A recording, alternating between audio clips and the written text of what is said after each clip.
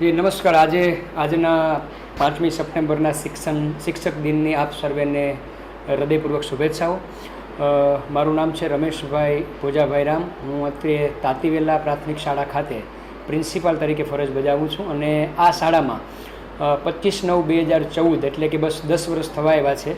તો 10 વર્ષથી આ શાળામાં હું આચાર્ય તરીકે છું અને જ્યારે આ શાળામાં હું હાજર થયો ત્યારે આ શાળાની સંખ્યા 248ની હતી અને શિક્ષકો 8નું સેટઅપ હતું. અત્યારે સમગ્ર શાળા પરિવારના સહકારથી, ગ્રામજનોના સહકારથી અને તમામ વાલીઓના સહકારથી આજે આ શાળા છે, શાળાની સંખ્યા અત્યારે 530 જેટલી થઈ ચૂકી છે અને આ શાળામાં અત્યારે 16 શિક્ષકોનું સેટઅપ છે.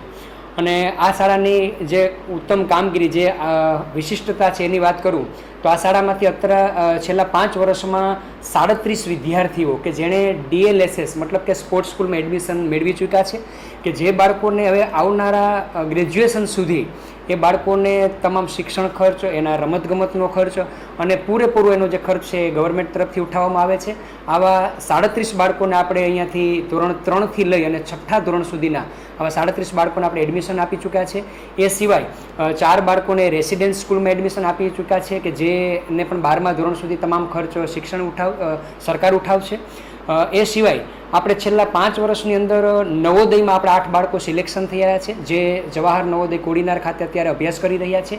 એ સિવાય જિલ્લા કક્ષાની કોઈ પણ સ્પર્ધા હોય, પછી કલા મહાકુંભ હોય, ખેલ મહાકુંભ હોય કે અન્ય કોઈ વક્તૃત્વ સ્પર્ધા હોય, નિબંધ કોઈ પણ સ્પર્ધા હોય, એમાં તાતીવેલા પ્રાથમિક શાળાના બાળકો છે એ ન માત્ર ભાગ લે છે પરંતુ એમાં એ ક્રમાંક પ્રાપ્ત કરી, પ્રથમ 3ની અંદર કોઈ પણ ક્રમાંક પ્રાપ્ત કરી અને આ શાળાની કામગીરી છે એનો ચિતાર રજૂ કરે છે.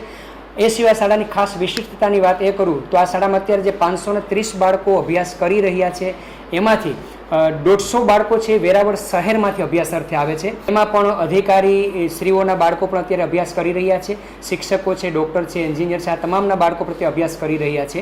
અને એ સિવાય આજુબાજુના 6 ગામડાઓમાંથી અહીંયા આ શાળામાં અભ્યાસ અર્થે બાળકો આવે છે.